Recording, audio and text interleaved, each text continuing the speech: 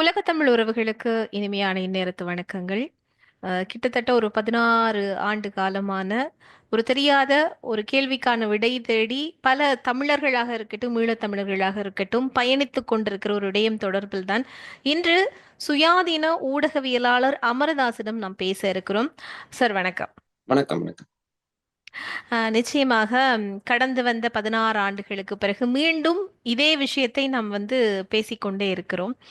பல கேள்விகளும் இருக்கு. குறிப்பாக நந்தி கடல்ல நடந்த விஷயம், தலைவரினுடைய வீரச்சாவு தொடர்பான விடயங்கள் இன்று வரைக்கும் பேசப்பட்டு கொண்டே இருக்கிறது. பல கேள்விகளோடும் இருக்கிறது. என்னுடைய முதலாவது கேள்வி என்ன அப்படின்னு சொன்னால், தலைவரினுடைய அந்த வீரச்சாவானது உண்மையாக நிகழ்ந்த தேதி என்ன? என்னன்னு சொன்னால், இது தொடர்பில் நீங்கள் நீண்ட ஒரு கட்டுரை எழுதியிருந்தீர்கள். முகநூலாக இருக்கட்டும், பொதுவெளியிலும் அந்த கட்டுரையில பல விஷயங்களை நீங்க குறிப்பிட்டு கூறியிருந்தீங்க. அதனால இந்த கேள்வியை முதலாவது கேள்வியாக உங்களிடம் நான் வைக்கிறேன். முதல் இந்த நேர்காணலை நீங்கள் உருவாக்க முன்வந்தமைக்கு நன்றி.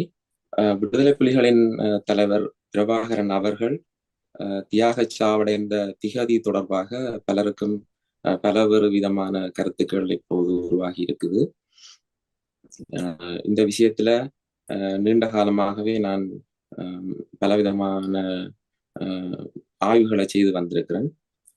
இந்த ஆய்வுகளுக்கு பல வகையான தரவுகளை நான் சேகரித்து ஒளிப்படங்கள், வீடியோக்கள் மற்றும் பல்வேறு வகைப்பட்ட வாக்கு மூலங்கள், வெவ்வேறு தரப்பினரால முன்வைக்கப்பட்ட கருத்துக்கள் போன்ற விஷயங்கள் எல்லாவற்றையும் திரட்டி தொகுத்து நான் நீண்ட காலத்துக்கு முன்னரே ஆய்வு செய்து என்னளவில் ஒரு உறுதியான நிலைப்பாட்டுக்கு வந்திருந்தேன். அதாவது பிரபாகரன் அவர்கள் தியாக சாவடைந்த திகதி 2009 ஆண்டு மே மாதம் 19 திகதி. இந்த திகதியை என்னால உறுதிப்படுத்தக்கூடிய மாதிரி இருக்குது. இப்ப அவருடைய தியாகச்சாவு 19 திகதி நிகழ்ந்திருப்பதாக என்னால உறுதியாக ஆதாரங்களின் அடிப்படையில சொல்ல முடியும். ஆனால் அது எப்படி நிகழ்ந்தது என்பது பற்றி பலவேறு விதமான கருத்துக்களும் எனக்கே சில சந்தேகங்களும் இருக்கு. அது பற்றி சில நிகழ்தகவுகளின் அடிப்படையில சில கருத்துக்களை மட்டும் வேணும்னா என்னால சொல்ல முடியும். அது பற்றி நான் ஆழமாக போக விரும்பவில்லை. தேவை ஏற்படும் பட்சத்துல அது பற்றி நாங்கள் பின்னர் பேசுவோம். அந்த திகதி தொடர்பாக உங்களுக்கு ஏதாவது நீங்க எந்த கோணத்துல கேள்வி கேட்டாலும் என்னை பொறுத்தவரையில நான் இந்த விஷயம் தொடர்பாக ஒரு சுயாதீன அடிப்படையில இந்த ஆய்வுகளை செய்திருக்கிறேன். சிலர் 17 திகதி, மே மாதம் 17 திகதி அவர் தியாக சாவடைந்ததாக கருதுகிறார்கள்.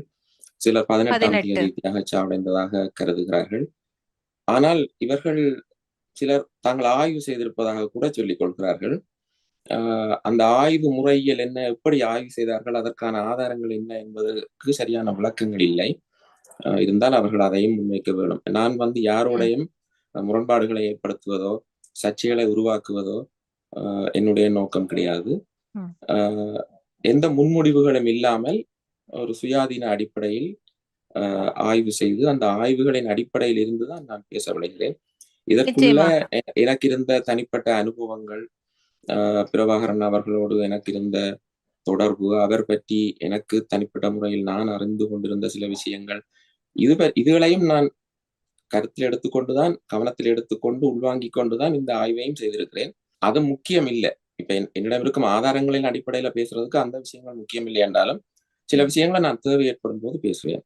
நிச்சயமா. அதாவது தொடர்ந்து உங்களோட கேள்விகளை கேட்டேன். 19 தேதி தான் தலைவரனுடைய வீரச்சாவானது நிகழ்ந்திருக்கிறது அப்படின்னு ஒரு விஷயத்தை நீங்க சில ஆய்வுகளின் அடிப்படையில சொல்றேன் அப்படின்னு சொல்றீங்க. அண்மையில தமிழீழ விடுதலை புலிகளினுடைய, அதாவது மேதகவே பிரபாகரன் அவர்களுக்கான ஒரு ஆய்வகம் அப்படின்னு சொல்லி அவர்களுடைய வீரச்சாவை இந்த முறை இந்த வருடம் மே மாதத்தில் நாம் அனுஷ்டிக்க வேண்டும் என்று சொல்லி அவங்க ஆரம்பித்திருந்தார்கள். மே 18 தான் அதை செய்ய வேண்டும் அப்படின்ற மாதிரியான கருத்தியல்கள்லாம் நேர்காணல்கள் கூட நாம் பெற்றிருந்தோம். ஆனால் அது கொஞ்சம் மாற்றப்பட்டு ஆகஸ்ட் மாதத்துக்கு செல்ல போகிறதாக அவர்களும் தெரிவித்திருந்தார்கள். இப்படி இருக்கிற பட்சத்தில் இந்த 19 தேதி தான் தலைவரனுடைய இந்த ஈகமான இந்த சாவு நிகழ்ந்திருக்கிறது என்பதை நீங்கள் எந்த ஆதாரத்தின் அடிப்படையில சொல்றீங்க? இப்ப 18 நான் இதுல எந்த அமைப்பு ரீதியாக அல்லது குழுவாக சேர்ந்து இயங்குறவர்களையோ தனிநபர்களுடைய பெயர்களையோ பாவிச்சு நான் இதுல கருத்து சொல்றதை விரும்ப இல்லை. ஆனால் நீங்கள் அதை சொன்னால் நான் அதுக்கு பதில் சொல்ல முடியும் என்னால. இப்ப 18ஆம் தேதி என்ற ஒரு தரப்பு சொன்னால் அந்த அவர்கள் சொல்லுகிறவர்கள் அதுக்கு சரியான விளக்கம் சொல்ல வேணும். அந்த 18ஆம் தேதிக்கு சரியான விளக்கம் சொல்ல வேணும். ம். அது ஏனென்றது. இப்ப எனக்கு விளக்கம் இருக்கு. 19ஆம் தேதி அந்த தியாகச்சாவு நிகழ்ந்திருக்கு என்பதை என்னால ப்ரூஃப் பண்ண முடியும் அந்த ஆதாரங்களின் அடிப்படையில. அது சம்பந்தமா கொஞ்சம் விரிவாக நான் இதுல சொல்லலாம். அது நிச்சயமா நிறைய சொல்லுங்க. இன்ஃபர்மேஷன் தகவல்கள் இருக்கு. நான் ம். சுருக்கமாகத்தான் இதுல நான் சொல்ல விளையிறேன். ஆஹ் இதுல மறைக்கப்படுகிற சில விஷயங்களும் இருக்கிறதாக நான் கருதுகிறேன். வெவ்வேறு என்ன? தரப்புகள் வெவ்வேறு மறைக்கப்படுற காரணங்களுக்காக, விஷயம் என்ன? உள்நோக்கங்களுக்காக சில விஷயங்களை சொல்லக்கூடும். சொல்லக்கூடும் என்றுதான் நான் அதை சொல்றேன். 17ஆம் தேதி என்று ஒருவர் சொல்வதற்கு ஒரு காரணம் இருக்கலாம். 18 என்று சொல்வதற்கு ஒரு காரணம் இருக்கலாம். நான் எந்த அரசியல் உள்நோக்கமும் இல்லாமல் தரவுகளின் அடிப்படையில், ஆதாரங்களின் அடிப்படையில் இதை சொல்ல விளைகிறேன். இலங்கை அரசாங்கத்தை பொறுத்தவரையில் போர் உத்தியோகபூர்வமாக 18ஆம் தேதி முடிவடைந்து விட்டதாக அறிவிச்சிருக்கு. 2009ஆம் ஆண்டு மே மாதம் 18ஆம் தேதி போர் உத்தியோகபூர்வமாக முடிந்து விட்டதாக இலங்கை அரசாங்கம் அறிவித்தது. அதற்கு பின்னதாக அடுத்த நாள் 19ஆம் தேதி பிரபாகரன் அவர்களுடைய உடலை கண்டெடுத்ததாக ஊடகங்களில் தகவல்கள் வெளியாகி இருந்தது. அப்ப இந்த விஷயங்கள் இதுக்குள்ளேயே ஒரு அரச தரப்பை பொறுத்தவரையில அவசரப்பட்டு இந்த திகதி அவர்கள் அறிவிச்சிருக்கலாம். அதாவது அதுக்கு இது தலைவருடைய பற்றியும் நாங்கள் தலைவருடைய வீரச்சாவுக்கு முன்னதாகவே போர் முடிவடைஞ்சிட்டுன்னு அரசாங்கம் அறிவிச்சிட்டு அப்படின்னு சொல்றீங்களா? அறிவிச்சிட்டது. மற்றது இதுக்குள்ள அவருடைய சாவு நிகழ்வு எப்படி நிகழ்ந்தது என்பதற்கு ஆதாரமற்ற வேறு கதைகளும் இருக்கு. அது பற்றி தேவையான நான் புரிம்பா பேசிக்கொள்ளலாம். எல்லா விஷயங்களையும் நான் ஒரே இடத்துக்குள்ள பேசி குழப்ப விரும்ப இல்லை. இந்த திகதி பற்றி நான் பேச விரும்புகிறேன். என்ன நடந்திருந்தாலும் அவருடைய சாவு எப்படி நிகழ்ந்திருந்தாலும் அது 19ஆம் தேதி நிகழ்வதற்கான ஆதாரங்கள், நிகழ்ந்திருப்பதற்கான ஆதாரங்கள் தான் என்னிடம் இருக்கு. என்னிடம் இருக்கிற ஆதாரங்கள் 19ஆம் தேதி என்றதை ப்ரூவ் பண்ணக்கூடிய அளவில் இருக்கு. அது எப்படி என்று நான் உங்களுக்கு சொல்லலாம் என்றால்,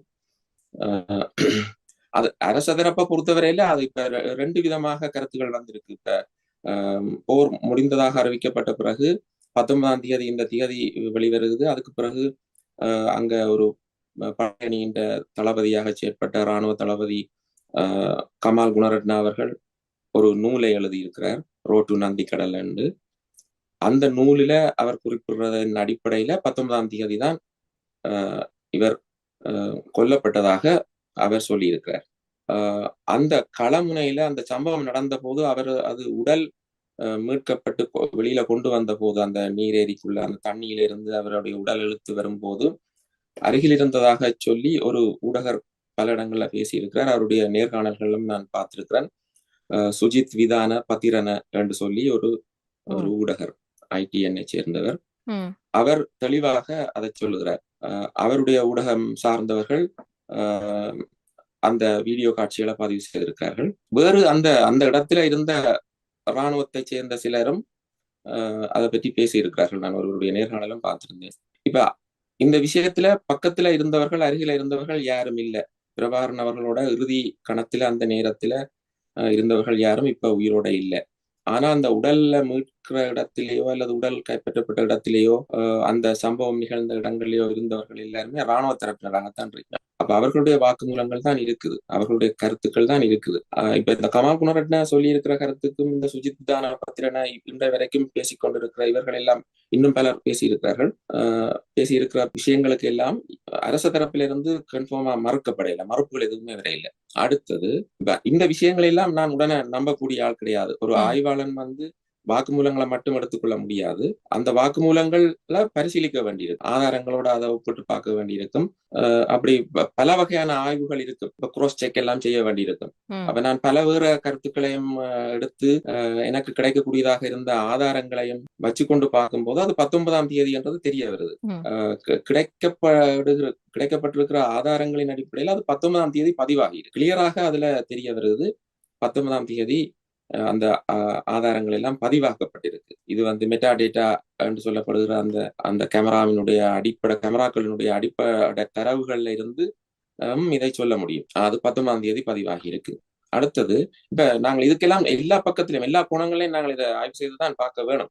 இப்ப 18ஆம் தேதி அந்த துயர நிகழ்வு நடந்திருந்தால் அவருடைய உடல் எப்படி இருந்திருக்கும் 19ஆம் தேதி என்ற கேள்வி எல்லாம் இருக்கு. ம், நான் இதை ஆ, ஒரு நிச்சயமா. தடை ம், நான் நிச்சயமா இதை ஒரு தடயவியல் அடிப்படையில ஒரு ஒளிப்பட பகுப்பாய்வு ரீதியாக ஒரு உடல் எப்படி இருக்கும் ஒரு தடயவியல் அடிப்படையில ஃபொரன்சிக் அடிப்படையில நானாகவே சர்ச் பண்ணி நான் எனக்கு தெரிந்த அளவுல நான் சர்ச் பண்ணி நிறைய விஷயத்த கண்டுபிடிக்கக்கூடிய மாதிரி இருந்தது. நான் சிலரோட இதை பற்றி பேசியும் இருக்கிறேன். இது தொடர்பாக சில டாக்டர்ஸோட கூட பேசியிருந்தேன். ஒரு விஷயத்த நான் உங்களுக்கு முக்கியமா சொல்ல விரும்புறேன்.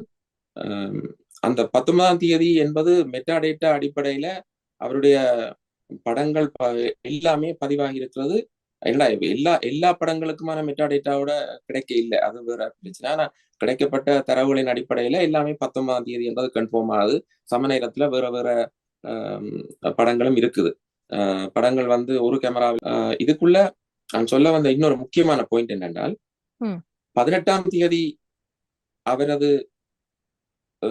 அந்த தியாகச்சாவு நிகழ இல்ல 19ஆம் தேதி தான் நிகழ்ந்திருக்கும்ன்றதுக்கு மிக முக்கியமாக நான் சொல்லக்கூடிய இன்னொரு முக்கிய ஆதாரம், ஒரு ஒரு இறப்பு மனிதர்களுக்கு 4 வகையாக நடப்பதாக சொல்வார்கள்.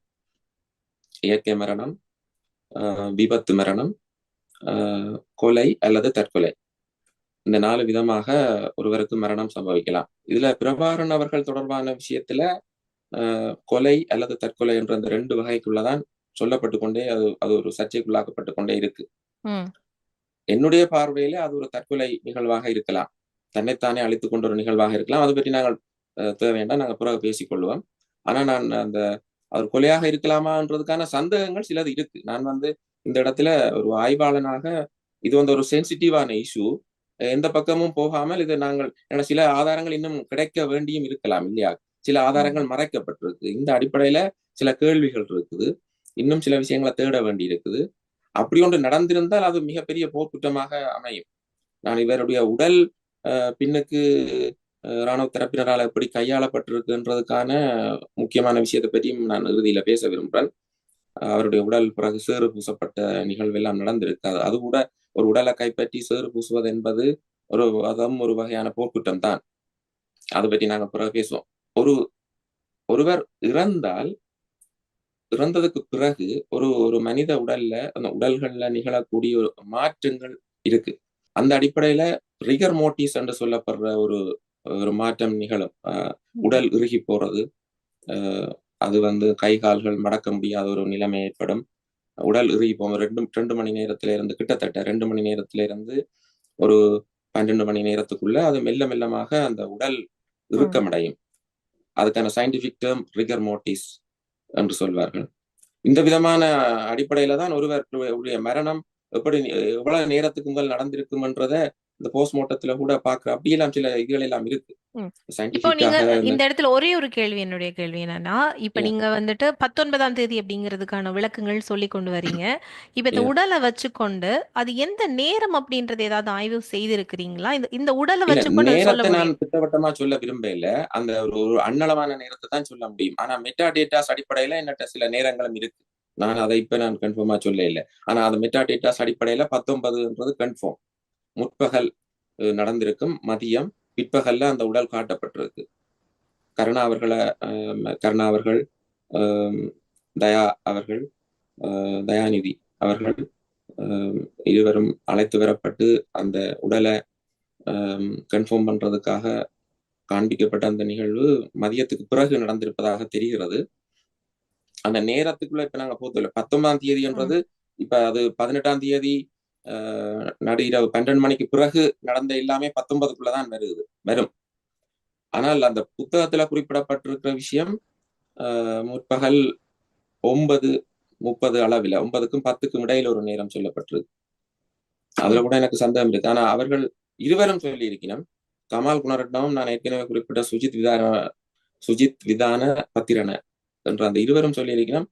அந்த உடல் வெளியில கொண்டு வந்ததுக்கு பிறகு தாங்கள் அந்த சூட்டை உணர்ந்ததாக சொல்லி இருக்கணும். உடல் சூடு அப்படின்னா அந்த மரணம் உடனே நிகழ்ந்திருக்க வேணும், மிக அண்மையில நிகழ்ந்திருக்க வேணும், ஒரு அரை மணி நேரத்துக்குள்ள. அதுக்கு சாத்தியம் இருக்கான்றது எனக்கு தெரியல. அந்த நீர்ப்பரப்புல இருந்து உடல் எடுத்து வரப்பட்டிருக்குது. சரி, இந்த விஷயம் இப்படி இருக்கட்டும். இதுல ம். அந்த ட்ரிகர் மோட்டிவ்ஸ் என்ற விஷயத்தை பற்றி நான் சொல்லி கொண்டிருந்தேன். அதை தொடர்ந்து சொல்ல சொல்லுங்க, விரும்புறேன். சொல்லுங்க. அந்த 12 மணி நேரத்துக்கு பிறகு அது உச்சமடைஞ்ச நிலையில இருந்து அப்புறம் அப்படியே ஒரு 18 மணி நேரம், அப்புறம் அங்கால 24 மணி நேரம்னா அதுக்கு ஒரு வெவ்வேறு மாற்றங்கள் நிகழும். அது ஒரு நாள் அல்லது 2 நாளைக்கு பிறகு அது திருப்பி அது விலகி போற தன்மைகள் எல்லாம் இருக்குது. அது சயின்டிபிக்கா அதை நாங்கள் பார்க்கலாம். ஆனால் முதல் நாள் இறந்திருந்த ஒருவருடைய உடல் அடுத்த நாள் பிளெக்சிபிளா இருக்க வாய்ப்பே இல்லை. அசைவுகள் இருக்காது. என்னிடம் இருக்கும் ஆதாரங்களின் அடிப்படையில் நான் பலவேறுபட்ட தரவுகள் எடுத்து வச்சிருக்கிறேன். பிரபாகரன் அவர்களுடைய உடல் வெவ்வேறு பொசிஷன்ஸ்ல இருக்கு. கை வந்து நெஞ்சில இந்த வயிற்று பகுதியில வைக்கப்பட்ட நிலையில இருக்கு. கை வழியால விரிக்கப்பட்ட நிலையில இருக்கு. நான் என்ன சொல்ல வர்றேன்றதை நீங்க புரிஞ்சு கொள்வீங்க. ஃப்ளெக்சிபிளா இருக்கு. அதாவது அவருடைய உடல் உடலுடைய. வந்து நெகிழ்ச்சி தன்மையோட இருந்திருக்குது ம். 19ஆம் தேதி. அது வெவ்வேறு பொசிஷன்ஸ்ல இருக்கு. ம். அடுத்தது அந்த ஒரு அவ்வளவு குவாலிட்டி இல்லாத படங்களா இருந்தாலும் கூட அந்த படங்கள்ல பார்க்க முடியுது. அந்த அந்த ரத்த கசிவுகள் தலையில இருந்து வரக்கூடிய ரத்த கசிவுகள் அதுல பார்க்கக்கூடிய மாதிரி இருக்கு. ம். அப்ப இந்த 2 விஷயம் முக்கியம். அதுல மிக முக்கியமானது இறந்த ஒருவருடைய உடல் ஒரு குறிப்பிட்ட மணி நேரத்துக்கு பிறகு மெல்ல மெல்ல இறுக்கமடையும். அவருடைய உடல் 19ஆம் தேதி பதிவாகி இருக்கிற வெவ்வேறு நிலைகளை வைத்து பார்க்கும்போது அந்த மரணம் அன்று நிகழ்ந்திருப்பதற்கான வாய்ப்புகளே அதிகம் இருக்குது.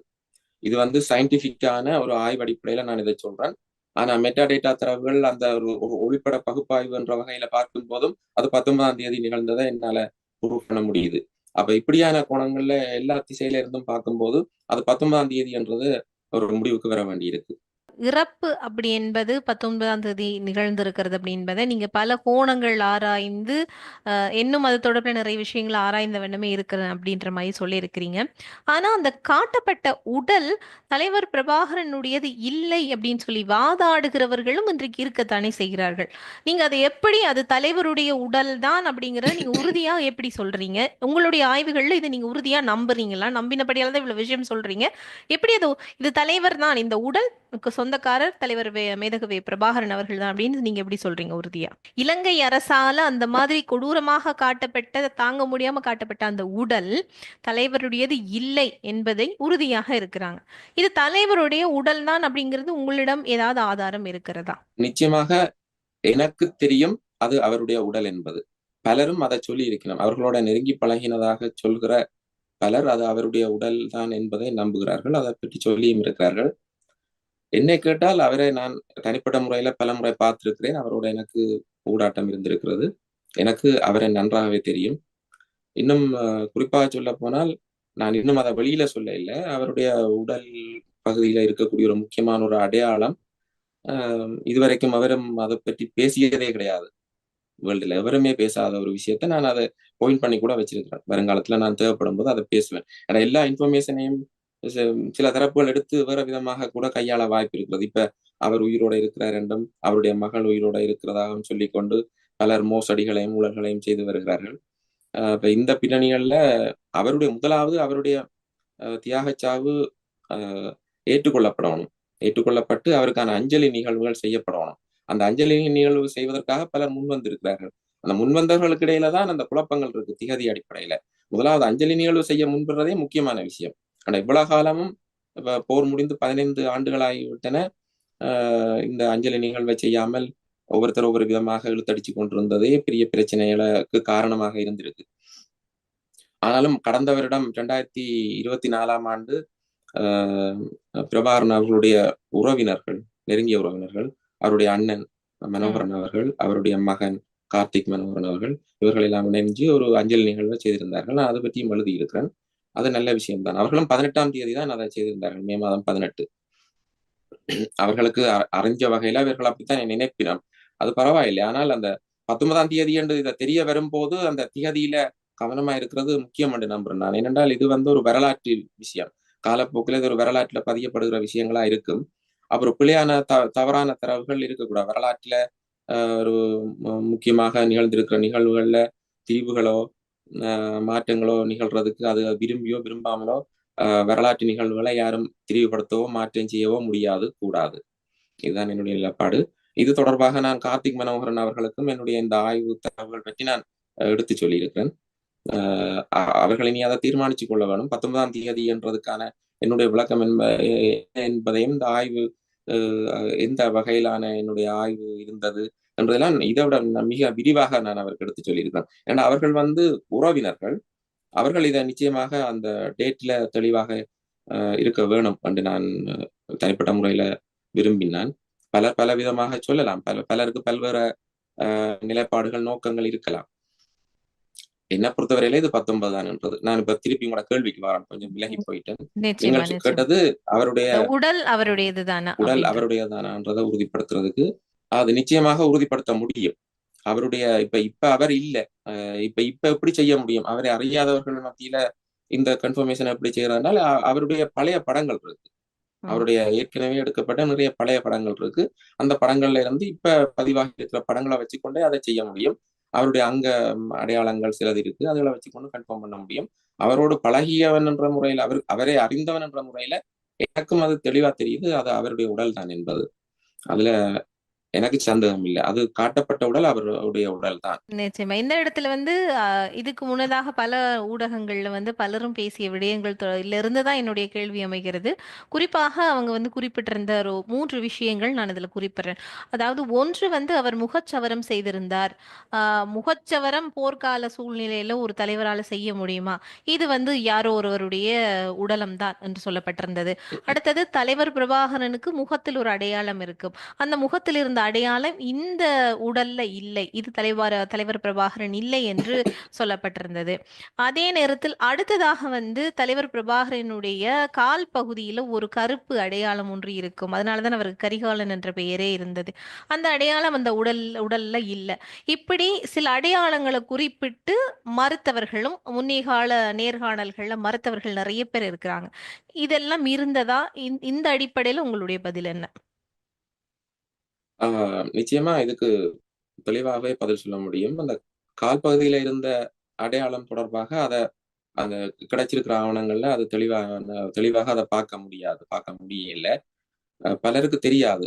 எனக்கு தெரிஞ்ச விஷயங்கள் சிலதை நான் சொல்ல விரும்பல. அவருக்கு கால் பகுதி என்று பலர் அறிந்திருக்கிறார்கள். ஆனா கால்ல எந்த பகுதியில, எந்த இடத்துல குறிப்பாக அந்த அடையாளம் இருந்ததுன்றது பற்றி பலருக்கு தெரியாது. அத ஒரு பக்கம் வைப்போம். அவருக்கு அந்த முகப்பகுதியில இருந்த அடையாளம் தொடர்பாக சொல்லப்படுது. அஹ், அது அந்த அடையாளம் இருக்கு. காட்டப்பட்ட உடல்லே அந்த அடையாளம் மிக தெளிவாக இருக்கு. என்னட்ட இருக்கக்கூடிய படங்கள்ல அது இருக்கு. நான் அதை அதை பார்த்தும் இருக்கிறேன். அது அந்த படங்கள்ல இருக்கு. அடுத்தது இந்த முகச்சவரம் செய்யப்பட்ட விஷயம் சம்பந்தமாக பேசுறதாக இருந்தால், அவர் 16 அல்லது 17 அந்த திகதிகள்ல முகச்சவரம் செய்திருக்கலாம்.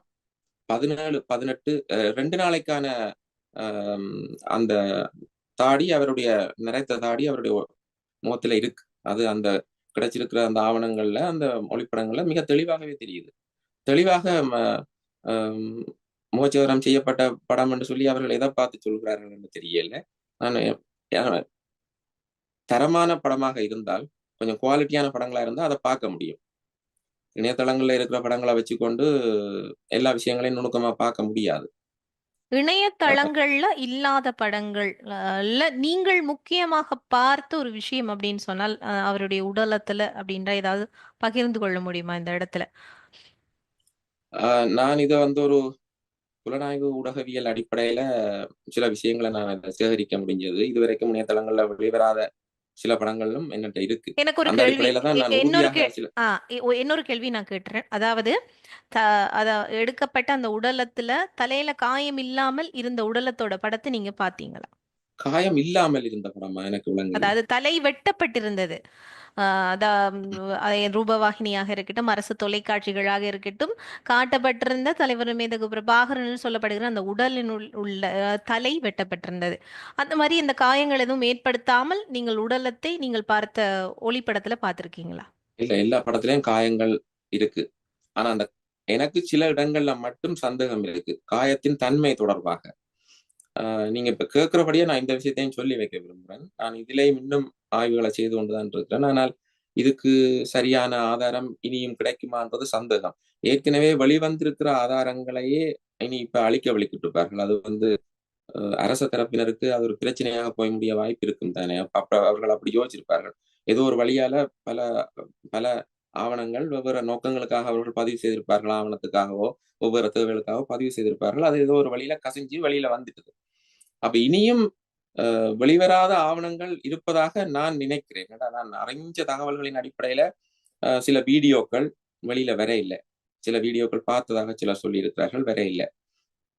எது எப்படி இருந்தாலும் அந்த சாவு நிகழ்வு 19 தான் நிகழ்ந்திருக்கும். அந்த 19ஆம் திகதி அந்த அந்த திகதியில தான் நிகழ்ந்திருக்கும்.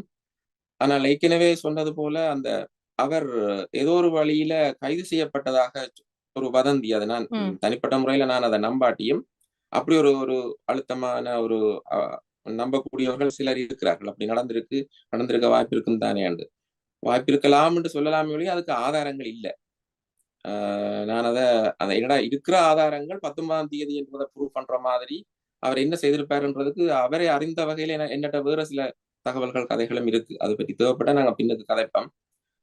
ஆனால் அந்த காயம் தொடர்பாக எனக்கு இருக்கிற சந்தேகம் என்னென்றால் வெவ்வேறு விதமாக அது இருக்குது. கொஞ்சம் ஓப்பன் ஆயின மாதிரி அந்த காயம் கொஞ்சம் விரிவடைஞ்ச நிலையில கொஞ்சம் ஒடுக்கமாக இருக்கிற மாதிரியும் இருக்கிறதுக்கு காரணங்கள் இருக்கு. இந்த சந்தேகங்கள் எழுதுறதுக்கு இப்ப நான் இதுல நிறைய விஷயங்களை கதைச்சால் கேட்கிறவர்களுக்கு சந்தேகம் ஏற்படக்கூடும். என்னட்ட இந்த சந்தேகங்கள் இல்லை. ஆனா இந்த சந்தேகங்கள் என்னத்துக்கு நான் இந்த கேள்விகளை வைக்கிறேன்டா ஒரு சரியான விடையை கண்டறியறதுக்காக. நான் இதுல எந்த ஒளிவு முறையும் இருக்கக்கூடாதுன்றத விரும்புறேன். சில வேளை இனியும் சில ஆதாரங்கள் கிடைக்கக்கூடும் இல்லையா?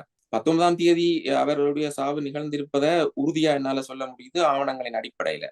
ஆனா அவருடைய அந்த அந்த மரணம் எப்படி நிகழ்ந்தது என்பதை சொல்றத நான் உறுதியாக இப்ப சொல்றதுக்கு நான் விரும்ப இல்லை. அதனால இப்ப நீங்கள் கேட்கிற கேள்விகளை வச்சு பார்க்கும்போது நான் அதையும் சேர்த்து சிலதை பேச வேண்டிய தேவை வருது, வேற வழி இல்லாம. அந்த காயத்தின் தன்மைகள் இப்ப உதாரணத்துக்கு நான் ஒரு சம்பவத்தை மட்டும் உங்களுக்கு இப்ப சொல்லி வைக்கிறேன். நான் இப்ப இதை சொல்லலாமான்னு நான் யோசிச்சு நான் என்னட்ட அதிண்ட முழுமையான ஆதாரங்கள் என்னட்ட கிடைக்கல. ஒரு 3 படங்கள் ஆஹ் 3 படங்கள் தனக்கு கிடைச்சதாக ஒரு ஊடகர் இந்தியாவில் இருக்கக்கூடியவர் பேசியிருந்தார் ஒரு கட்டத்துல. அவர் அந்த போட்டோஸ மங்கலாக்கி போட்டு தான் அதை வெளியிட்டு இருந்தவர். அதுல தெளிவாக எந்த இன்ஃபர்மேஷனையும் பெற முடியாது.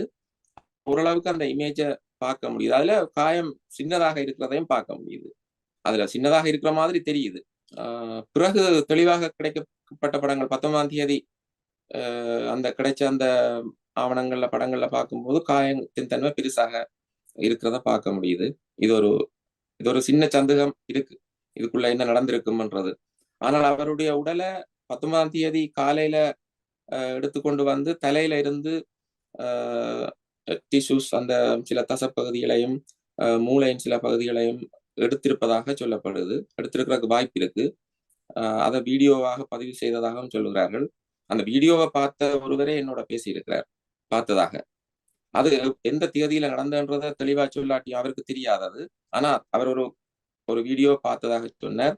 அதுல அது நடந்திருக்கு. அது 19ஆம் தேதி காலையில நடந்திருக்கலாம்.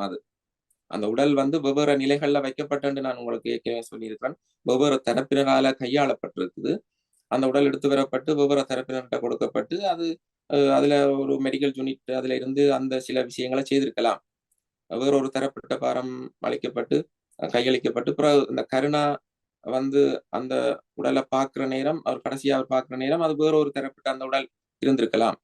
ஆனா வெவ்வேறு இடங்கள்ல வெவ்வேறு பொசிஷன்ஸ்ல அவருடைய உடல் இருக்கிறத பார்க்க முடியுது. குறிப்பாக காயங்கள் பத்தி நீங்க சொல்லியிருந்தீங்க.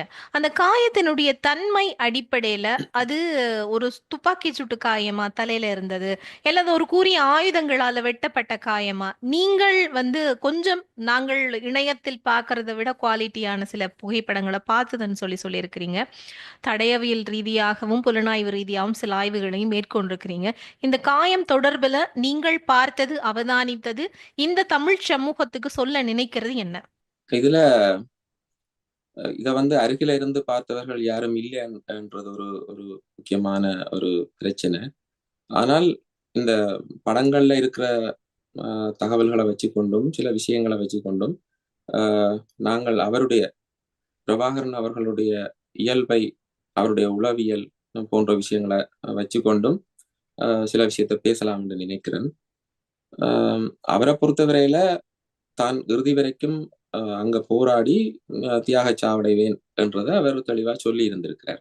ஆனா களச்சூழல் எந்த நேரம் அப்படி மாறலாம். ஒரு போர்க்களத்துல சரணடைவு நிகழலாம், மயக்க நிலையில கைது செய்யப்படலாம், எதுவும் நிகழ்வதற்கான சாத்தியங்கள் இருக்குது. அதையும் நாங்கள் ஒரு பக்கம் பார்க்கத்தான் வேணும், அது ஒரு பக்கம் வைப்போம். ஆனா அவரை பொறுத்தவரையில நான் இதுல அந்த இறுதிப் போர் தொடர்பான பல்வேறு விஷயங்கள் இன்னும் பேசப்பட வேணும் என்று நான் நினைக்கிறேன். ஆம், அவர் பற்றி நான் அறிந்த ஒரு விஷயத்தை இந்த இடத்துல சொல்லிக்கொண்டு தொடர்ந்து நான் பேசலாம். ஆம், இறுதிப் போர்க்காலம் நான் கிளிநொச்சியில இருக்கிற காலத்துல ஒரு திரைப்படம் வந்திருந்தது. டவுன்ஃபால் என்ற ஒரு திரைப்படம். ஆங்கில பேர். அது ஜெர்மன் திரைப்படம். உண்டர்காங் என்றது அதனுடைய தலைப்பு பெயர். அந்த படம் ஹிட்லருடைய கடைசி நாட்கள், கடைசி நேரம் தொடர்பானது. நீங்கள் இந்த விஷயத்த நான் ஹிட்லரோட பொருத்தி பார்க்கிற நிலையில ஆ நீங்க பார்க்க கூடாது. அந்த விஷயத்துக்காக இல்ல, சில விஷயத்த நான் இதுல சொல்றதுக்காக. அந்த திரைப்படத்தை ஆஹ், பிரபாகரன் அவர்கள் பார்த்திருந்தவர். அது தமிழாக்கம் செய்யப்பட்டிருந்தது. அவர் பார்த்திருக்கிறார். பார்த்துட்டு அந்த அந்த படம் பிறகு வேறு ஆட்களுக்கு அது பார்க்கறதுக்கு வழங்கப்படையில அதை நிப்பாட்ட சொல்லி அவர் சொல்லிட்டார். அப்ப அந்த திரைப்படம் எனக்கும் அந்த நேரம் கிடைச்சிருந்தது. நான் அதை முழுமையா பார்த்திருந்தேன். ஆஹ் என்னுடைய மிக நெருக்கமான ஒரு நண்பர், ஒரு அரசியல் ஆய்வாளர், அவருக்கு கூட நான் அந்த திரைப்படத்தை கொடுத்திருந்தேன். இதுல இருக்கிற இந்த திரைப்படத்துல இருக்கிற மாதிரியான பல விஷயங்கள் இனி நடக்க வாய்ப்பு இருக்கு என்று சொல்லி நான் அவருக்கு அதை அந்த நேரம் கொடுத்திருந்தேன். அதை இப்பவும் அவர் ம். இருக்கிறார் உயிரோட. அந்த திரைப்படத்தின் என்ன கரு அப்படின்றது என்ன? நீங்க அது சொல்ல அது வர வந்து அது வந்து டவுன்ஃபால். ஜெர்மனியில ம். சுற்றி வளைக்கப்பட்ட நிலையில ஹிட்லருடைய அந்த இறுதி கணங்கள். நாட்கள், ம். இறுதி கணங்கள். அஹ் அவர் அவர் வந்து மறக்கிறார். பெர்லினை விட்டு தான் வெளியேற மாட்டேன் என்று சொல்லி மறுக்கிறார். அது அந்த திரைப்படத்தை நான் இப்ப இந்த விஷயத்த பேசுறத வச்சுக்கொண்டு நிறைய பேர் அந்த திரைப்படத்தை தேடி போய் பார்க்கக்கூடும். பார்க்கிறவர்கள் பார்க்கலாம். அது ஒரு நல்ல திரைப்படம். ஒரு முக்கியமான திரைப்படம். ஆஹ் ஆனால் நான் இப்ப சொல்ல வர்றது என்னன்னா, இந்த திரைப்படத்தை அவர் பார்த்திருந்தவர், பிரபாகரன் அவர்கள். முக்கியமான ஒரு விஷயம் அதுல என்னென்றால், ஹிட்லர் ஹிஸ்டரியில நடந்த விஷயங்களை வச்சுதான் அந்த திரைப்படம் உருவாக்கப்பட்டிருக்கு. அதுல அந்த இறந்து போறது எப்படி என்றதை பற்றி ஹிட்லரே ஆலோசனைகளை கேட்கிறார், ஆய்வு செய்கிறார். இதுகள் எல்லாம் நடக்குது. அந்த திரைப்படத்தை பார்த்தா தெரியும். ஒரு இடத்துல ஈவா பிரௌனோட இருந்து கொண்டு அவர் உரையாடும் போது துப்பாக்கிய ஆஹ் வாயில வச்சு சுடுறதை பற்றி பேசுறார். அப்பதான் தலை வந்து அந்த தலைப்பகுதி அந்த உடன் மரணம் நிகழும் என்ற அடிப்படையில அதை அவர் சொல்றார். இன்னொரு இடத்துல அவர் நஞ்சருந்திட்டு தன்னைத்தானே சுட்டுக் கொள்றதுக்கு வாய்ப்பு இருக்குமான்றதை பற்றி ஒரு ஆலோசனை நடக்குது. இதை பிரபாகரன் அவர்களும் இதை வந்து இது பற்றி ஆலோசித்ததாக நான் அறிஞ்சிருக்கிறேன். அதை பற்றி உறுதியாக தெரியாது. ஆனா நிச்சயமாக அவருடைய மைண்ட்ல அது இருந்திருக்கும். அந்த படம் நிச்சயமாக அவர் பார்த்தார். அந்த படம் அவர்ல சில சிந்தனைகளை கிளர்த்தி இருக்க வாய்ப்பு இருக்கு. அவர் அந்த படத்தை நிப்பாட்டிட்டார், தடை செய்துட்டார். சம நேரத்துல 300 என்ற ஒரு திரைப்படம், அந்த திரைப்படத்தை பலரும் தளபதிகள், போராளிகள் மத்தியில பார்வைக்கு விடப்பட்டிருந்தது.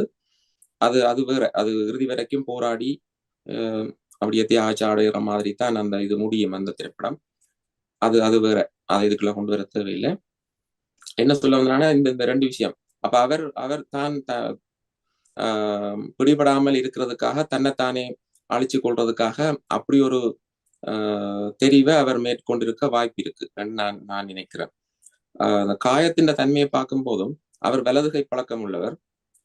அவர் நீண்ட காலமாக அவர் அந்த குளோக்ஸ் 17 என்று சொல்லி ஒரு கைத்துப்பாக்கிய தொடர்ந்து பாவிச்சிருக்கிறார். அந்த ஒவ்வொரு வேர்ஷன்கள் இருந்திருக்குது. ஒவ்வொரு கைத்துப்பாக்கிகள் அவர் பாவிச்சிருந்தாலும் அதை முக்கியமா அது அவருடைய பாவனையில இருந்து முக்கியமான ஒரு ஒரு ஆயுதம். அதுக்கு அவர் பாவிக்கிற அந்த புல்லட் கூட மிகவும் தாக்கத்தை ஏற்படுத்தக்கூடிய மாதிரியான புல்லட்டுகளையும் ஒவ்வொரு வெரைட்டிஸ் இருக்கு, என்ன வகைகள் இருக்கு. மாதிரியான தாக்கத்தை உச்சபட்சமா அதை ஏற்படுத்தக்கூடிய புல்லட்டா இருந்தது? அது பற்றி நாங்க டீப்பா இப்ப போக தேவையில்லை. அது கொஞ்சம் தாக்கத்தை கூட ஏற்படுத்தக்கூடியதுன்னு வச்சுக்கொள்வோம். அது சயின்டிபிக்கா நான் அதை பற்றி பேசலாம். அதுன்ற நேம்ஸ் எல்லாம் இருக்கு, கலர் புல்லட் எல்லாம் இருக்குது. அது எல்லாம் இருக்கட்டும். அந்த அப்படி பாவிக்கிறவர், அதுல இந்த துப்பாக்கி கூட முக்கியம் இல்லை. அவர் வந்து துப்பாக்கிய வலது கை பழக்கம் உள்ளவர் துப்பாக்கி எடுத்து தன்னைத்தானே சுட்டுக் கொள்வதாக இருந்தா எப்படியும் வலது புறமாகத்தான் அது சுட்டிருப்பார், வெளிப்புறமாக சூடு நிகழ்ந்திருந்தார். ஆனால் அந்த காயம் இடதுபுறத்திலிருந்து வலதுபுறம் நோக்கி போகுது. அவருடைய அந்த உடல்ல இருக்கிற காயம் அவர் கிழிந்த நிலையில இருக்கு. வெளியில இருந்து பக்கத்துல வச்சு சுடப்பட்டிருந்தால் அதன் காயத்தின் தன்மை வித்தியாசமா இருக்கும். அதை நான் உங்களுக்கு விளங்கப்படுத்துறது கடினம். அது அந்த போர்க்காயங்கள்ல ஆய்வு செய்யும் போது ஃபொரன்சிக் இதுகள் எல்லாம் அதாவது அவர் பார்க்கப்படும். அவர் சூடு எவ்வளவு தூரத்துல இருந்து சுடப்பட்டிருக்கலாம்ன்றதெல்லாம் பார்க்கலாம், ஆய்வு செய்து பார்க்கலாம். இது பாலச்சந்திரன் உடல்ல நிகழ்த்தப்பட்ட சூடு சம்பந்தமான ஒரு ஆய்வுலையும் அந்த விஷயம் பேசப்பட்டிருப்பதை நீங்க அவதானிக்கலாம். பாலச்சந்திரனுக்கு கிட்ட வச்சு சுட்ட சூடு எப்படி இருந்திருக்கு அந்த காயத்தை. ஆனா இது மண்டையோட்டு பகுதி என்றபடியா தலையில எப்படியும் அந்த அந்த அந்த காயத்தை சுற்றி ஒரு ஒரு ஒரு துப்பாக்கியில இருந்து வெளிவரக்கூடிய அந்த பிளாஷ் அல்லது அந்த நெருப்பு தன்மை இருக்கு தானே, சூடு, அது பட்ட அந்த அடையாளம் இருக்கு. ஒரு ஒரு நிறம் மாறி இருக்கிற ஒரு தன்மை இருக்கும் காயத்தை சுத்தி. கிட்ட வச்சு சுட்டிருந்தால் தூரத்துல இருந்து சுட்டிருந்தால் இன்னும் கொஞ்சம் விரிவடைஞ்சோ சிதஞ்சோ கலண்டோ இருக்கலாம் மண்டையோடு. இதுல ஒரு பிளவுதான் இருக்கிறத பார்க்க முடியுது. அப்ப எப்படி நிகழ்ந்திருக்கலாம் என்றால் அது பெரும்பாலும் வாய்க்குள்ள அவர் தன்னுடைய துப்பாக்கிய வச்சு சுட்டிருக்கலாம், அதுக்கு வாய்ப்பு இருக்கு. சுட்டிருந்தால் இப்படி தலைப்பகுதிக்குள்ளால குண்டு வெளியேறின காயம் அப்படி இருக்கலாம். ஆனாலும் அது ஒரு நேராக அப்படி இருக்கிறது எனக்கும் ஒரு சந்தேகத்தை ஏற்படுத்துறதா தான் இருக்குது. ஆனா வாய்ப்புகள் பெருமளவுக்கு இது வெளியில இருந்து சுடப்பட்ட காயம் மாதிரி இல்லை. அந்த காயம் உள்ளுக்கிருந்து வந்த காயம் மாதிரியும் இருக்கு, அல்லது அது ஒரு வெட்டுக்காயம் போலவும் இருக்கு. அந்த காயத்தை பார்க்கும்போது அதை இன்னுமே டீப்பாக போய் பார்க்கிற அளவுக்கு இன்னும் சில ஆதாரங்கள் தேவைப்படலாம். ஆனால் அவர் ஏற்கனவே இது பற்றி பேசி இருக்கிறார், ஏற்கனவே இது பற்றி அறிந்திருக்கிறார் என்ற அடிப்படையில அவர் தன்னைத்தானே தன்னுடைய கைத்துப்பாக்கிய தன்னுடைய வாய் வழியாக வைத்து சுட்டு கொண்டிருக்க வாய்ப்பு இருக்கு. அப்படி சுட்டு கொண்டிருந்தால் இப்ப இருக்கிற மாதிரி அந்த படத்துல இருக்கிற காயத்தை அந்த வகையில ஏற்றுக்கொள்ள முடியும். அது அப்படி நிகழ்ந்திருக்கலாம் என்று ஏற்றுக்கொள்ள முடியும். இப்போ அந்த உடலத்துல ரத்த கசிவுகள் இருந்த மாதிரியான சில விஷயங்களையும் நீங்க சொல்லியிருந்தீங்க இல்லையா? அதன் அடிப்படையில ஏதாவது இந்த இந்த இறப்பு சம்பந்தமா ஏதாவது விஷயங்களை சொல்லக்கூடியதா இருக்குமா? அது உடன் மரணம் நிகழ்ந்திருந்தால், உடனடியாக நிகழ்ந்திருந்தால் அல்லது மரணம் நிகழ்ந்து சில மணி நேரங்களுக்குள்ளதான், மிகச் சில மணி நேரங்களுக்குள்ளதான் அந்த இரத்த கசிவு இருக்கும் பெரும்பாலும். முதல் நாள் இறந்த ஒருவருடைய உடல்ல அடுத்த நாள் இரத்த கசிவு இருக்க வாய்ப்பில்லை. நான் இதை பற்றியும் ஆய்வு செய்து பார்த்தேன். மருத்துவர்களோட கூட ஆய்வு செய்து பார்த்தேன், கதைச்சு பார்த்தேன். இந்த ட்ரிகர் மோட்டிஸ் என்ற அந்த விஷயம் தொடர்பாகவும் நானாக ஆய்வு செய்து பார்த்து பிறகு 2 மருத்துவர்கள்ட்ட கூட இந்த விஷயம் தொடர்பாக கன்ஃபார்ம் பண்ணி நான் பேசி பார்த்தேன் இந்த விஷயங்கள் தொடர்பாக. நிச்சயமா. இந்த இடத்துல அடுத்து இரத்த கசிவு என்பது அது இந்த படத்துல இருக்கிற விஷயத்தை வச்சு இதுல இருக்கிற பிரச்சனை என்னென்றால் அவருடைய உடல் நேரடியாக இல்லை. இலங்கை அரசு தரப்பை பொறுத்தவரையில அந்த உடலை எடுத்து காட்டிட்டுது. இப்ப அங்க இருந்த சில ஊடகங்களும் அதை பரவலாக்கிட்டினம், அதை பதிவு செய்து பரவலாக்கிட்டினம். அந்த அந்த புத்தகத்தை படிச்சா தெரியும். அந்த புத்தகத்துல கமால் குணரட்ன எழுதும் போதே சொல்லியிருக்கிறார், அவற்றை உடலை எல்லாம் டெலிவிஷன்ல விர துவங்கிட்டுது, அவற்றை யூனிஃபார்மை கலட்டுங்கோ, அவற்றை உடைய கலட்டுங்கோ என்றெல்லாம் மேலே இருந்து ராணுவ அதிகாரி உத்தரவுகளை பிறப்பிச்சு கொண்டு இருந்திருக்கிறார். அப்ப அதுக்குள்ள அவர்களே தடுமாறி இருந்திருக்கிறார்கள். அந்த உடலை எப்படி கையாளுறது இப்ப காட்டப்பட்டது. சரி, இனி என்ன செய்யறதுன்றதும் அவர் அவமதிக்கும் வகையில, அவருடைய உடலை அவமதிக்கும் வகையில அந்த இதை கலட்ட சொல்லி இருக்கிறார் யூனிஃபார்மை. அவ கமால் குணர்கிட்ட மறுத்ததாக சொல்லி இருக்கிறார் அந்த புத்தகத்துல. ஆனால் அது யூனிஃபார்மா கலட்டி இருக்கிறார்கள் அவருடைய உடல்ல இருந்து. அந்த படங்கள் சிலது அதை காட்டுது தெளிவாக. கருணா அழைத்து வரப்பட்டு அந்த உடல் காண்பிக்கப்பட்ட போது அவருடைய உடல்ல அந்த யூனிஃபார்ம் இருக்கே இல்லை, சேறு பூசப்பட்டிருக்கு அந்த நேரம். அப்ப அந்த உடல்ல இருந்து உடைகள் அகற்றப்பட்ட பிறகு அவருடைய உடல் சேறு பூசப்படாத நிலையிலேயும் இருக்கிறத பார்க்க முடியுது. அதையும் படங்கள் காட்டுது. சேறு பூசி இருக்கிறார்கள், திட்டமிட்டு சேறு பூசி இருக்கிறதையும் காண முடியுது. இது ஒரு மிகப்பெரிய போர் குற்றமாகத்தான் பார்க்க முடியும். கைப்பற்றப்பட்ட ஒருவருடைய உடலை ஒரு இராணுவ தரப்பு இன்னொரு தரப்பினரது உடலை கைப்பற்றி அந்த உடலை அவமதிக்கும் வகையில கையாண்டிருந்தால் அதுவும் ஒரு போர் குற்றத்துக்குள்ளதான் வரும். அப்ப அவருடைய உடல்ல சேறு பூசி இருப்பது அவருடைய உடலை இழிவு செய்வதாக நினைத்து அவர்கள் செய்திருப்பார்கள். அந்த நோக்கத்திலாம் செய்திருக்க வேணும். ஆனால் அப்படி செய்திருந்தால் அதுவும் இந்த இந்த விஷயமும் பேசப்பட வேண்டியது. நான் முதல் முறையாக இந்த விஷயத்தை இந்த இடத்துல பதிவு செய்கிறேன். நிச்சயமா. அதாவது நீங்க சொன்ன மாரி இணையதளங்கள்லயே சேறு பூசப்பட்ட உடலினுடைய சில புகைப்படங்கள் இருக்கிறது. அதேபோல சேறு பூசப்படாத யூனிஃபார்மோட இருக்கிற புகைப்படமும் பார்க்கக்கூடியதாக இருக்கிறது. இப்பொழுது கூட நம்ம பார்த்தோம்னு சொன்னா அந்த ஆனால் புகைப்படங்கள அரச தரப்பு இணையதளங்கள்ல பிறகு அதை மறைச்சிருக்கிறார்கள் என்று நினைக்கிறேன். இப்ப நீங்க போய் பார்த்தால் அதுல அந்த உடலை கருப்பு பார் போட்டு மறைச்சிருக்கு. சேறு ம், பூசினது தெரியக்கூடாதுன்றதுக்காக அதை மறைச்சிருக்கிறார்களோ தெரியல. நான் பிறகு ஒரு நேர்காணல்ல கருணா பேசும்போது ஒரு இடத்துல அவர் சொல்லியிருந்தார், அந்த நந்திக்கடல் அந்த சேட்டு பகுதியில இருந்து அவற்றை உடல் எடுக்கப்பட்டபடியால அவற்றை கருத்து அப்படித்தான் இருந்தது. ஆக்சுவலா ம், அப்படியே அவருடைய வார்த்தைகளை சொல்லலாம். அவர் கருதினது எப்படி இருக்குன்றால் அந்த உடல்ல இதுகள் சேறுகள் எல்லாம் இருந்தது என்ற மாதிரி சொல்றார் தான் பார்க்க. ஆனா உண்மையில அது சேறு பூசப்பட்டிருக்கு. திட்டமிட்டு சேறு பூசப்பட்டிருக்கு. வெளியில தண்ணி பகுதிக்குள்ள இருந்து எடுத்துக்கொண்டு வருகிறார்கள். இப்ப அது தண்ணி பகுதிக்குள்ள அவரை ஏற்கனவே அவர் முதல் கைதியாக இருந்தவரை கொலை செய்தோ ஏதோ ஒரு வகையில இல்ல அல்லது முதலே உடலை எடுத்து ஏதோ ஒரு வகையில உறுதிப்படுத்தி மூளைப்பகுதியில இருந்தோ சில தசைகளையோ ஆய்வுக்காகவோ வேற நோக்கத்துக்காக எடுத்துட்டு திருப்பி கொண்டே ஒரு இடத்துல போட்டுட்டு திருப்பி ஒரு நாடகம் ஆடி அதையெல்லாம் பதிவு செய்தார்களா என்றதும் தெரியல. அதை கூட அப்படி கூட சந்தேகமாக பார்க்க வேண்டிய தேவை இருக்கு. ஆய்வென்று வந்தால் எல்லா வகையிலையும் ம், ஆய்வு செய்து பார்க்க வேணும். ஆனா அதை அப்படியான கருத்தை நம்பக்கூடியவர்கள் இருக்கிறார்கள். ஆனால் ம். இந்த சந்தேகங்கள் எல்லாம் நான் ஒன்றை மட்டும் இதுல உறுதியா சொல்லுவேன். இப்படிப்பட்ட சந்தேகங்கள் கதைகள் எல்லாம் அவர் 19ஆம் தேதி அதாவது மே மாதம் 2009 மே மாதம் 19ஆம் தேதி அவர் தியாகிச்சாவடைந்திருக்கிறார் என்பதை சந்தேகிக்கிறதுக்கு வலி சேர்க்காது இந்த இந்த கதைகள். என்றால் அந்த ஆவணங்கள் கன்ஃபார்மா 19 என்று சொல்லுது. என்ன நடந்திருந்தாலும் இந்த 19க்குள்ளதான் நடந்திருக்கும். பிறகு அப்படி அவருடைய உடல் ஆமா. அடுத்த எரிக்கப்பட்டதாக. கேள்வி அடுத்த கேள்வி எனக்கு அதுதான். அண்மையில் வந்து பிபிசிக்கு கூட கருணா அவர்களுடைய நேர்காணல்ல இந்த கேள்வி கேட்கப்பட்டிருந்தது. நான் பார்த்து டெஸ்ட் பண்ணினதோட சரி, அதுக்கு பிறகு எதுவும் தெரியாது அப்படின்னு சொல்லி அவர் ஒரு மழுப்பலான ஒரு விடையை சொல்லியிருந்தார். கண்டிப்பாக அந்த உடலுக்கு என்ன நடந்திருக்குமென்று அவருக்கு தெரிந்திருக்கிறதுக்கான வாய்ப்புகள் இருக்கு. அது ஒரு பக்கம் இருக்கட்டும். ஆனால் நமக்கு கிடைத்த தகவல்களின்படி தலைவர் பிரபாகரன் அவர்களினுடைய உடலை ராணுவம் என்ன செய்தது? உண்மையாக என்ன செய்தது? அது இதுவரைக்கும் யாருக்கும் சரியாக தெரியல. இது பற்றி கமால் குணரட்ன சொல்லி இருக்கிறார் தெளிவாக. அதாவது அவருடைய உடலை இந்து முறைப்படி தாங்கள் எரித்ததாக. ஆஹ் ஆனால் அவசரப்பட்டு அன்றைய நாள்லயே அதை அந்த அந்த எரிக்கப்பட்ட நிலையில எந்த ஆவணங்களும் வெளிவரையில படங்களோ எதுவுமோ கிடைக்க இல்ல. அவர்கள் ஏதோ ஒரு வழியில அதை எரிச்சுத்தான் இருப்பார்கள் என்றுதான் நான் நினைக்கிறேன். அவர் அந்த சொன்ன வார்த்தையை வச்சுக்கொண்டு நான் சொன்ன விஷயத்தை வச்சுக்கொண்டு இன்னொரு விஷயத்தை தொட்டு காட்ட விரும்புறேன் அதோட சேர்த்து. அவர் சொல்றார் இந்த முறைப்படி அவர் ஒரு இந்துவாக இருக்க வேணும், அதால நாங்க இந்த முறைப்படி எரிச்சிட்டோம். ஏதோ தாங்கள் பெரிய ஒரு கௌரவமான செயலை செய்ததாக. அப்ப அந்த சேறு பூசி இருக்கிறார்களே அதை இந்த பௌத்த முறைப்படி பூசினார்களா, உடலுக்கு சேறு எல்லாம் பூசி வைத்தார்களே என்று இந்த இடத்துல நான் ஒரு கேள்வியை கேட்க தோன்றுகிறது. ஆஹ் அந்த உடலை அவர்கள் ஏதோ அவசரப்பட்டு அதுக்குள்ள அவர்களுக்கு சில உள்நோக்கங்கள் இருந்திருக்கலாம். அந்த உடல் புதைக்கப்பட்டாலோ எரிக்கப்பட்ட இடம் தெரிஞ்சாலோ அந்த இடம் நினைவிடமாக மாறிவிடும் அல்லது வேற வேற வேற வேற பிரச்சனைகள் வரலாம் என்று யோசிச்சிருக்கலாம். இதுக்குள்ள கணக்க பிரச்சனைகளும் உள்ளால ஓடி இருக்குது. அரச தரப்பு சில விஷயங்களை மறைக்க முற்பட்டு இருக்குது.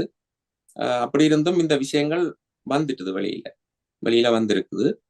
ஆனால் அரச தரப்பை பொறுத்தவரையில இந்த 18ஆம் தேதியா 19ஆம் தேதியான்றதுல அவர்களுக்கு குழப்பம் இருக்காது. 19ஆம் தேதி என்றதை அவர்கள் மௌனமாக அங்கீகரிச்சுட்டு போயிட்டோம். 18ஆம் தேதி போர் முடிஞ்சதாக சொல்லினோம். இன்னொரு பாயிண்டையும் நான் இதுல சொல்ல விரும்புறேன். 18ஆம் தேதி உத்தியோகபூர்வமாக போர் முடிந்ததாக அறிவித்த அரசாங்கம், பிறகு ராணுவ அந்த படைத்தரப்பு, பிறகு எதுக்கு 19ஆம் தேதி ஒரு பட நடவடிக்கை செய்து பிரபாகரன் அவர்களை கொல்ல வேண்டிய நிலைமை ஏற்பட்டதுன்றதுக்கு அவர்கள் பதில் சொல்ல வேணும். அப்படி செய்திருந்தால் அதுவும் ஒரு குற்றச்செயல் தானே. போர் அவர்களுடைய நம்பகத்தன்மையை கேள்விக்குள்ளாக்குற விஷயம் இதுகள். நிச்சயமா. அஹ் அதாவது சரத் பொன்சேகா கூட ஒரு இடத்துல வந்து 19ஆம் தேதி தான் போர் தலைவர் பிரபாகரனுடைய இறப்பு சம்பவித்ததுன்னு சொல்லியிருந்தாலும் பேர்ந்து இன்னொரு நேர்காணல்ல வந்து பாத்தீங்கன்னு சொன்னா, இல்ல இல்ல 18ஆம் தேதி முடிந்ததுன்னு அவரும் முன்னுக்கு பின் முரணான கதைகளை சொல்லி இருந்ததை நம் வரலாற்றுல வந்து பார்க்கக்கூடியதாக இருந்தது. என்னுடைய அடுத்த இது கேள்வி என்ன அப்படின்னு சொன்னா, குறிப்பாக நீங்கள் வந்து இறப்பு தொடர்புல சில விஷயங்கள் எல்லாம் சொல்லியிருந்தீங்க. சில தொடர்பு படுத்தி சொல்லியிருந்தீங்க. தலைவர் சில விஷயங்களை எல்லாம் கையாண்டார், பார்த்தார் அப்படின்றதுல. தன்னுடைய உடல் சம்பந்தமாக இப்போ இறப்பு என்பதை கடந்து இந்த உடல் மூலமாக உலகத்திற்கு ஏதாவது செய்தியை சொல்ல விரும்பினாரா என்பது ஒரு கேள்வி. அதே நேரத்துல வந்து தலைவர் தன்னுடைய உடல் கூட மிஞ்சக்கூடாது என்று சில சம்பவங்கள்ல வந்து அவர் உறுதியாக இருந்தார்னு சொல்றவர்களும் இருக்கிறாங்க. இதை எப்படி நம்ம எடுத்துக்கிறது? இது ரெண்டுக்கும் முரணான குழப்பமான சில பதில்களை தர்ற மாதிரியாகவே இருந்தது இல்லையா? தலைவர் இறுதி யுத்தத்துல தன்னுடைய உடல் மூலமாக தமிழர்களுக்கும் சர்வதேசத்துக்கும் ஒரு செய்தி சொல்ல விரும்பினாரா, அல்லது தலைவர் தன்னுடைய உடலை கிடைக்க கூடாது என்று சொல்லி ஒரு முடிவுல இருந்தாரா? இது சம்பந்தமா ஏதாவது விஷயங்கள் உங்களுக்கு தெரியுமா? அவரை பொறுத்தவரையில் அவர் தன்னுடைய உடல் ஆஹ், இந்த உலகத்துக்கு தெரிய வேண்டும் என்ற நிலைப்பாட்டோட இருந்ததாகத்தான் அறிய முடிகிறது. தன்னுடைய மரணம் நிகழ்ந்திருப்பது இந்த உலகத்துக்கு தெரியணும் அந்த இடத்துல என்றதுல அவர் தெளிவா இருந்திருக்கிறதாகத்தான் தெரிய வருது. அது பற்றி அவர் முன்னமே பேசி இருக்கிறதாகத்தான் தெரிய வருது. ஒரு காலகட்டத்துல முன்னம் பெட்ரோல் கேனோட காடுகள்ல இருந்த காலகட்டங்கள்ல அது பற்றி பலர் மறந்திருப்பார்கள். அவருடைய உடல் கிடைக்கக்கூடாது என்பதற்காக அவரே உதவியாளர்கள் மூலம் பெட்ரோல் கேன் வச்சிருந்ததாக எல்லாம் சொல்வார்கள். அப்படியும் இருந்ததுதான். ஆனால் அந்த இறுதிப் போர்ல நிச்சயமா. இப்போ இந்த தலைவரனுடைய இறப்புக்கு முன்னதாக பாலச்சந்திரனுடைய இறப்பு நிகழ்ந்திருக்கா, அல்லது பாலச்சந்திரனுடைய இறப்பு அப்படின்றது அல்லது பாலச்சந்திரன் கொலை அப்படிங்கிறது எப்போ நிகழ்ந்திருக்கிறா, அது சம்பந்தமா ஏதாவது தகவல் உங்களுக்கு தெரியுமா? நான் அதை பற்றி எழுதிய கட்டுரைகள்லையும் அதை குறிப்பிட்டிருக்கிறேன். பாலச்சந்திரனுடைய படுகொலை நிகழ்த்தப்பட்டது 19ஆம் தேதி தான். இது பற்றி யாரும் உறுதியாக இன்னமும் பேசவில்லை. நான் இந்த இடத்துல உறுதியாக சொல்ல முடியும். 19ஆம் எப்படி தேதி தான் எப்படி பாலச்சந்திரனுடைய சொல்றீங்க பாலச்சந்திரனுடைய அந்த இறப்பு 19 தான் அப்படின்றது?